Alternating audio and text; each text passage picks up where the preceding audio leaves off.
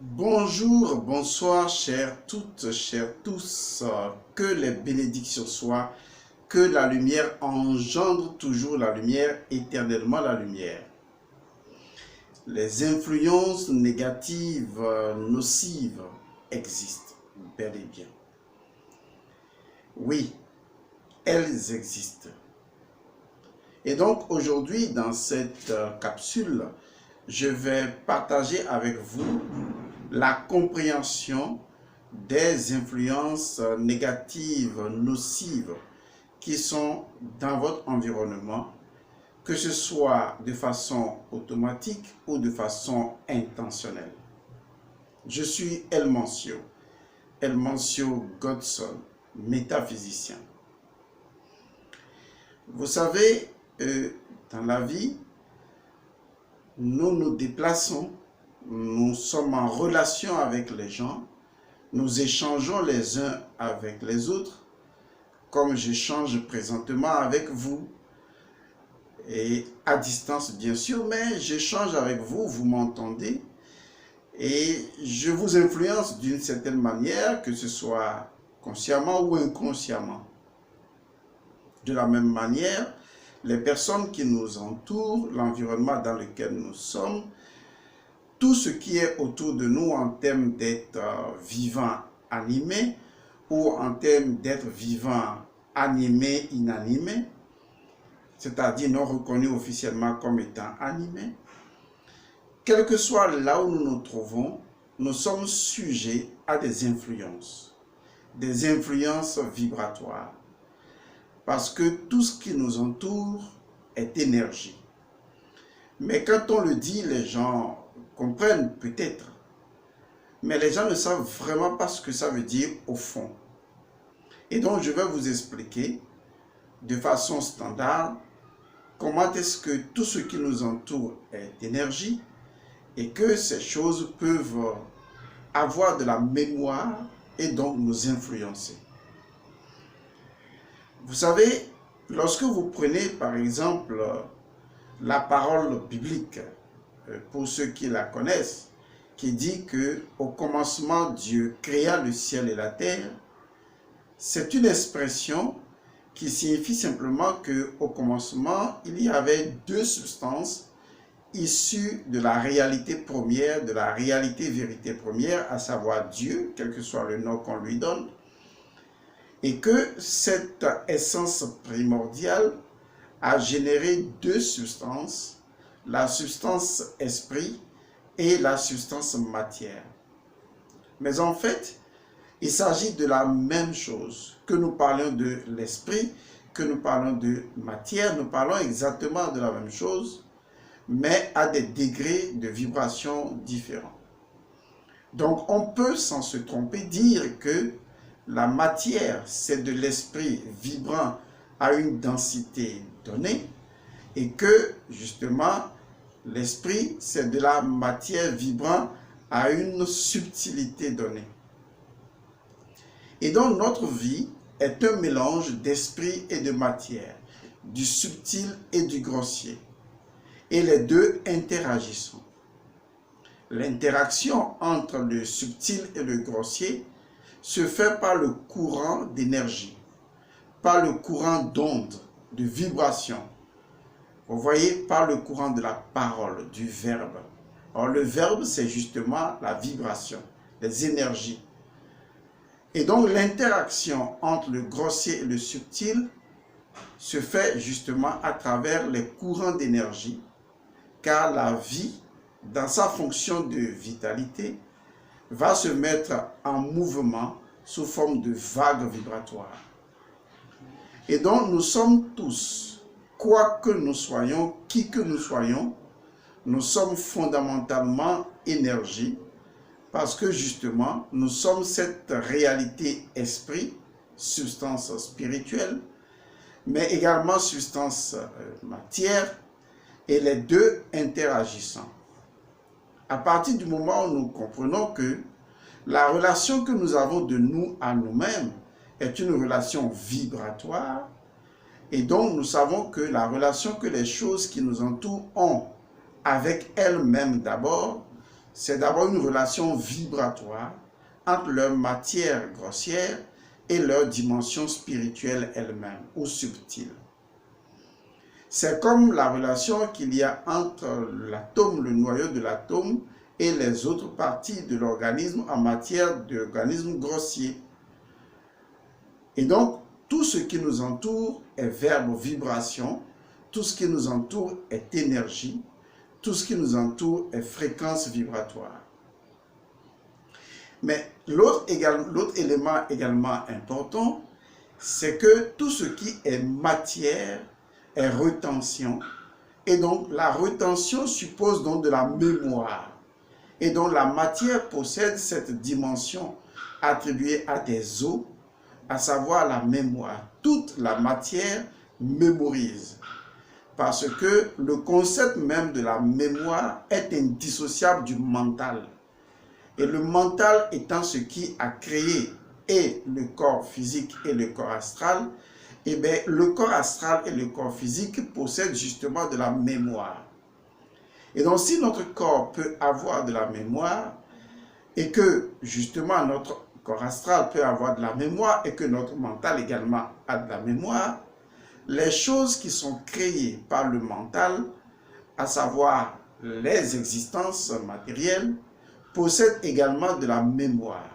Ainsi, lorsque vous mettez à côté de vous un objet comme par exemple un stylo que vous aviez pris dans le bureau d'un ami, que vous avez rapporté chez vous, parce que le stylo a passé un certain temps dans le bureau de l'ami, eh bien, le stylo possède la mémoire informationnelle de l'énergie du bureau de votre ami que vous avez transposé justement dans votre milieu.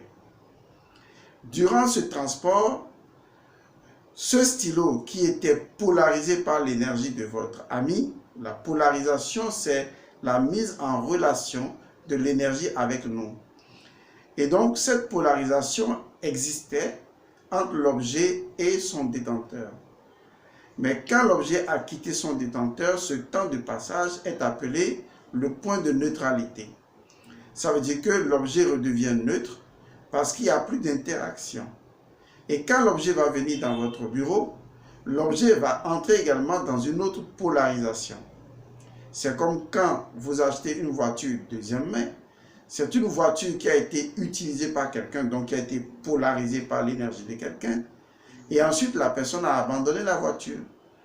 Il est vrai que la voiture contient en elle-même la mémoire de toute l'histoire de ce qu'elle a vécu avec le premier propriétaire, mais il n'en demeure pas moins que la voiture redevient potentiellement neutre, attendant donc soit le même propriétaire, soit un autre propriétaire qui va maintenant, personnellement, avec son énergie, sa fréquence propre, commencer à interagir avec la voiture, créant ainsi une polarisation. Vous comprenez donc que, où que nous soyons, quoi que nous fassions, tous les objets que nous déplaçons d'un point A vers un point B ne sont en réalité pas des objets, ce sont des énergies, ce sont des vibrations à une fréquence donnée que nous transposons. Et ces énergies, ces fréquences, possèdent leur mémoire. Par exemple, un aéroport possède de la mémoire des personnes qui viennent dans l'aéroport et qui s'asseyent, qui sont pressées ou qui sont soucieuses. Mais un hôpital possède également de la mémoire. Cette mémoire est retenue parce que quand les gens y viennent, les gens sont inquiets, les gens ont peur de mourir. Une morgue possède également de la mémoire. Dans tous les lieux, selon ce qui se fait dans ce milieu de façon redondante ou de façon récurrente, créant ainsi une entité, eh bien, ces lieux-là sont détentrices d'une mémoire. Ces lieux possèdent une mémoire qu'elle restitue ou qu'il restitue ces lieux, qu'il restitue donc à des individus visitant ces milieux.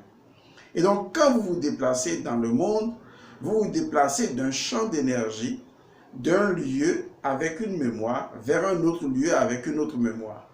Donc, si vous allez rendre visite à un ami qui est à la morgue, qui est morguier, si c'est le terme juste, et qu'après, vous passez de la morgue pour aller au restaurant, vous voyez, et que vous quittez le restaurant pour aller rendre visite à vos parents, vous comprenez que chaque fois que vous rentrez dans un milieu, pour en sortir, vous partez toujours avec des résidus de mémoire de ce milieu-là. Et quand vous allez dans un autre milieu, vous déposez de l'énergie résultive de cette combinaison que vous avez avec le premier milieu, et vous reprenez également de l'énergie de ce milieu que vous transposez à un autre milieu, et c'est ainsi que vous mélangez les énergies de tous les milieux.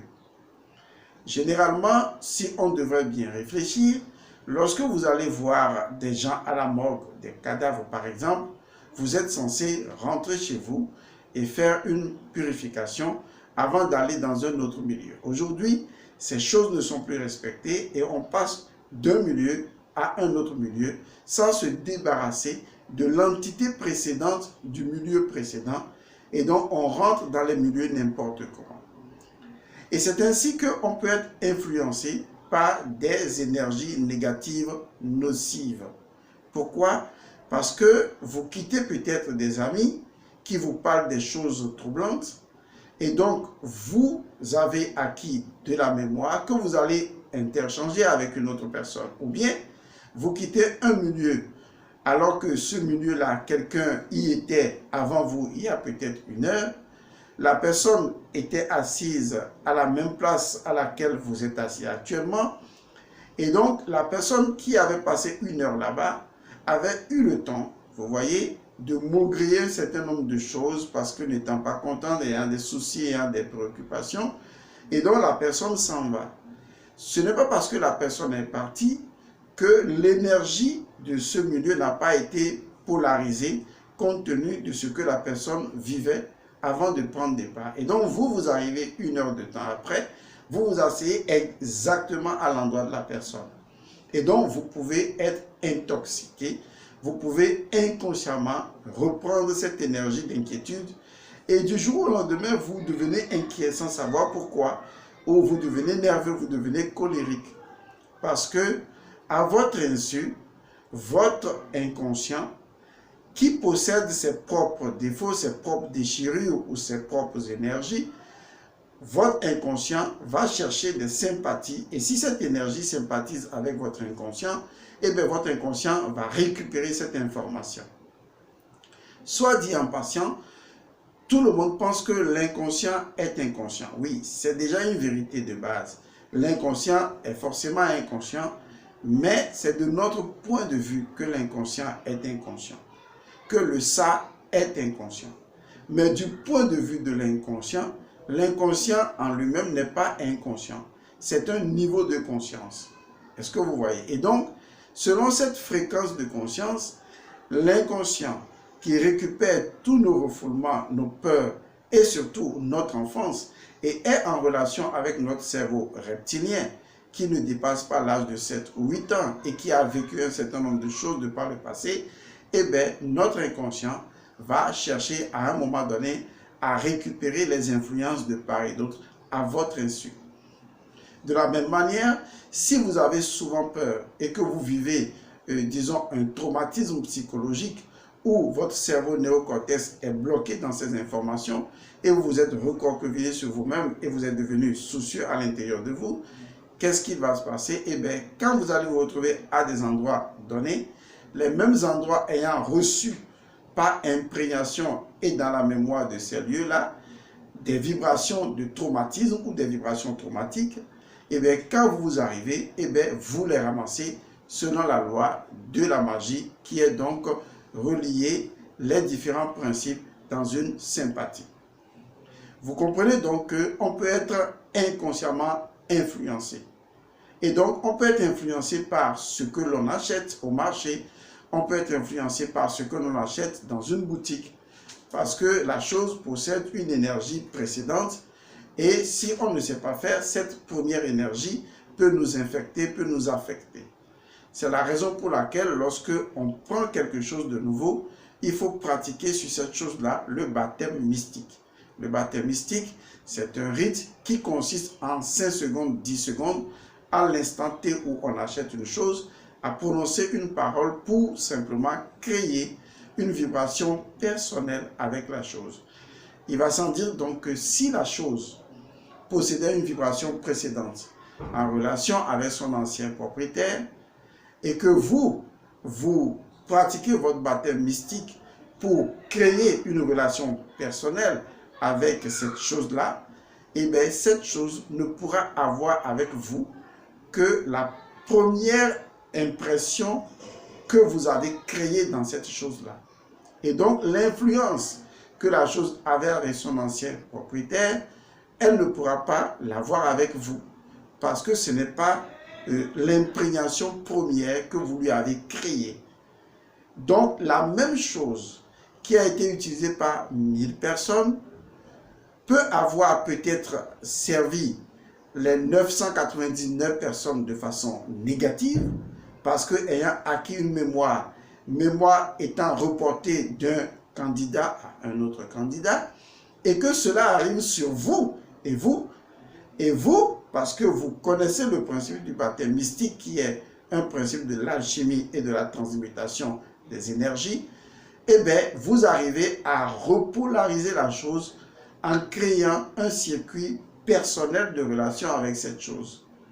Et donc, la chose va avoir une bonne relation avec vous, alors que la chose a eu 999 relations parfaitement nocives. Est-ce que vous voyez? C'est la même chose avec certains amis. Il y a des amis qui sont dépréciés ou désappréciés par les autres, mais quand ils sont amis à nous, ben, vous vous entendez très bien ou on s'entend bien. Parce que justement, selon votre nature, vous avez défini, de par votre vibration, votre aspiration, votre intention, vos besoins, vous avez défini un type de relation avec cette personne.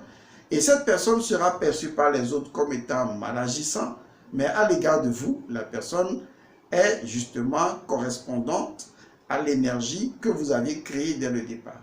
C'est pourquoi il est important d'approcher toutes les choses de la vie avec un regard neutre. Les choses qui entrent nouvellement dans notre vie sont neutres et attendre que vous les polarisiez selon le type de relation que vous aimeriez avoir avec elles. Et si vous ne le faites pas, eh bien la chose est obligée de reconduire l'énergie première de son premier propriétaire et donc de vous affecter de cette façon-là. Alors, si vous avez compris qu'il y a des influences négatives, nocives qui nous entourent, je vais faire évoluer un peu l'échange en vous conduisant à un autre palier. Et ce palier-là, c'est qu'en est-il lorsque, justement, de façon intentionnelle, une personne cherche à vous nuire à distance. Des fois, la solution n'est pas seulement de se protéger en pratiquant les différents rituels, puisqu'il y a une source qui continue continuellement, vous voyez, de produire de la négativité. Et donc, la solution, à un moment donné, sera, je vais utiliser une expression très forte, mais qui n'est pas à prendre négativement. Cette expression est la suivante. La solution sera donc de mettre l'individu hors d'état de nuire. En fait, c'est très simple. Admettons que vous voulez éteindre le feu et que vous essayez d'éteindre le feu qui se rapproche de vous et vous faites tout pour éteindre le feu, mais vous constatez que le feu ne s'éteint pas. Et donc, à l'analyse, vous avez finalement saisi qu'il y a une source qui continue de produire le feu. Et quel que soit ce que vous ferez ici, périphériquement parlant, le feu ne s'éteindra point. Et donc, qu'est-ce que vous faites? Vous sautez donc tout ce qui est autour de vous, vous ignorez les feux périphériques et vous allez directement pour éteindre la source du feu. C'est la même chose. Il y a, comme je l'ai dit dans plusieurs vidéos, des individus intentionnellement méchants, intentionnellement mauvais, maléfiques. C'est leur nature. Il y en a que vous avez pu changer, il y en a, je suis désolé, vous ne pouvez rien, parce que à leur niveau de maturation, ces personnes ne peuvent plus être changées. Ces personnes sont mauvaises, c'est tout. Il n'y a rien à dire là-dessus. Ça fait partie du dispositif de la nature. Maintenant, c'est qu'est-ce que vous faites? Même si vous avez déjà créé votre protection et que vous avez déjà annulé les effets négatifs produits par cette personne-là, surtout que vous connaissez la personne, alors qu'est-ce qu'il y a lieu de faire si les attaques continuent? La solution ne sera peut-être pas de continuellement se protéger, la solution sera donc de remonter, d'aller vers la source, c'est-à-dire l'individu, et de le mettre hors d'état de nuire. Quand je dis hors d'état de nuire, il ne s'agit pas de l'éliminer, non. Il ne s'agit pas de le tuer, non. Il faut comprendre l'expression. Mettre une personne hors d'état de nuire, l'expression est très claire, hein? Mettre une personne hors d'état de nuire, c'est-à-dire rendre la personne incapable de nuisance, rendre la personne incapable de produire encore des énergies, des influences négatives, nocives. Voilà, c'est de ça qu'il s'agit, des influences maléfiques. Et c'est ce que vous allez apprendre à faire. Vous allez apprendre à le faire, surtout si vous êtes dans Sepuram. Il y a donc une technique que j'ai prévue pour vous, que vous allez utiliser pour rendre une personne totalement inoffensive. Qu'est-ce que je vais dire clairement? Vous allez suspendre et bloquer. Vous voyez, vous allez suspendre et bloquer complètement ces actions négatives, nocives et maléfiques. Il est important de comprendre cela. Et je dis, il ne s'agit pas de tuer quelqu'un, il s'agit justement de mettre l'individu hors d'état de nuire. C'est assez clair, je crois qu'on s'est compris.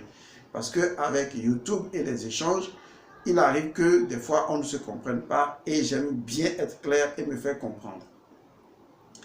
Alors, il y a des personnes en résumé qui produisent continuellement des influences négatives, nocives et maléfiques. Ces personnes sont dans votre environnement et ces personnes intentionnellement cherchent à vous nuire. C'est à ces personnes que je m'intéresse. Sinon, pour les influences nocives de façon générale, la solution, c'est le serment de la vérité absolue ou la purification de façon régulière pour vous débarrasser de tout ce qui est influence négative. De façon inconsciente que vous ramassez en allant d'un lieu à un autre. Vous savez, un restaurant est visité par plusieurs personnes et vous ne savez pas comment les gens viennent. Et toujours est-il que quand une personne arrive, quand la personne part, la personne laisse toujours une impression d'énergie. Maintenant, qui sait si cette impression, elle est bonne, par exemple. Voilà, il faut vraiment élargir la compréhension. Regardez un marché, par exemple. Un marché est visité par des millions de personnes. Et les millions de personnes viennent déposer leur énergie et partent, et prennent de l'énergie et partent. Et cela se fait dans un mélange incroyable. Alors, qu'est-ce qu'il faut faire dans ce cas? Vous voyez, donc pour ces énergies que inconsciemment vous ramassez, vous n'avez qu'à faire une purification de façon régulière, de façon mensuelle par exemple, parce que la purification a une action directe sur votre inconscient pour en nettoyer les effets néfastes. Maintenant, l'autre démarche sur laquelle je suis en train de vous parler concerne les personnes qui intentionnellement se proposent d'être une source de production d'influences négatives, nocives et maléfiques.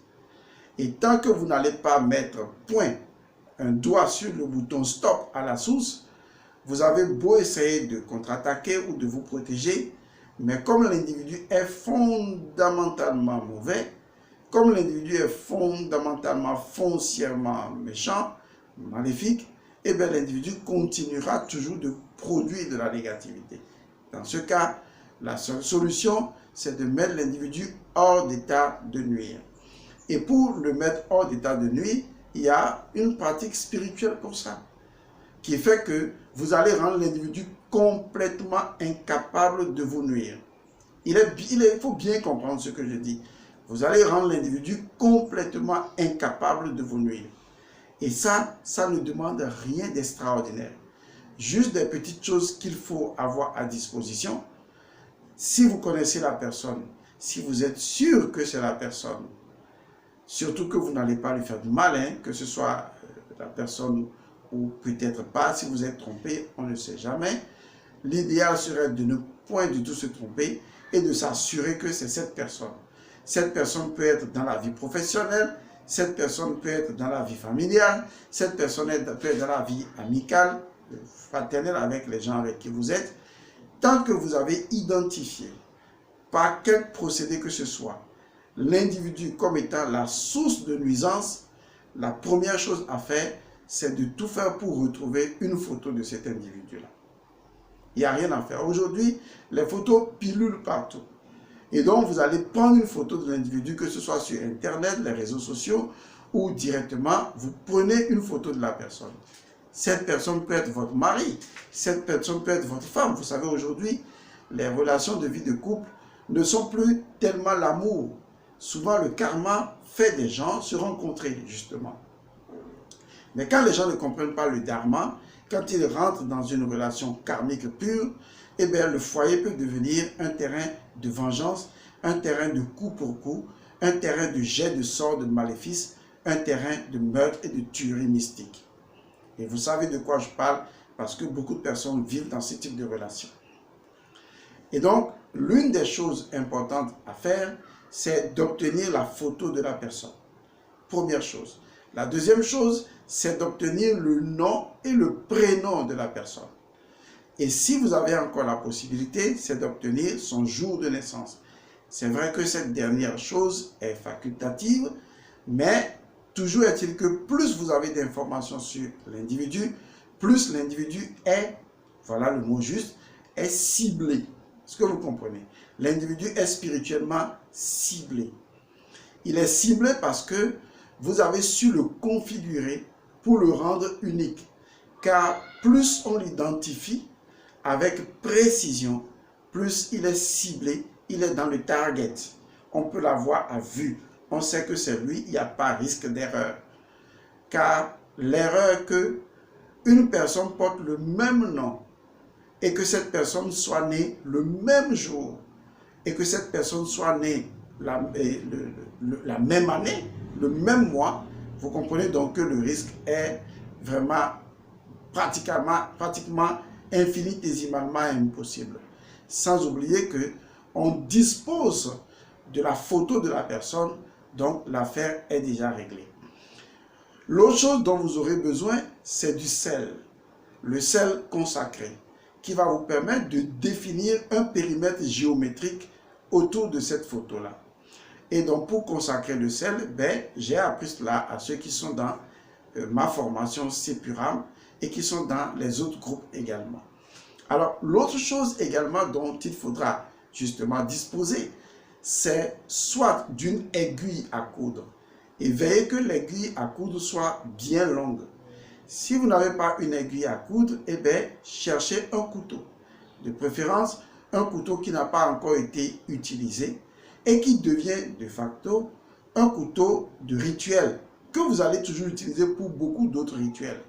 Parce que beaucoup de rituels pourront exiger l'utilisation de couteaux. L'idéal serait donc d'aller acheter un couteau neuf dans le commerce et de consacrer le couteau, c'est-à-dire de faire un baptême mystique à ce couteau-là, de consacrer le sel également, de consacrer les éléments. Donc, vous avez, comme je le disais tantôt, une table de travail, une chaise sur laquelle vous allez vous asseoir. Vous avez la photo de la personne qui est la source de la nuisance. Vous allez tracer un cercle de sel sur la table avec la photo au milieu, sel que vous allez consacrer, photo que vous allez consacrer, tous les ingrédients que vous allez consacrer.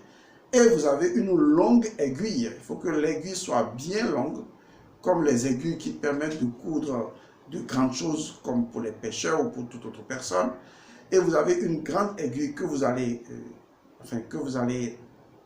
consacrer, parce que cette aiguille-là nous permettra justement de créer un courant énergétique autour de cet individu au moment où nous prononçons une incantation pour capturer son énergie.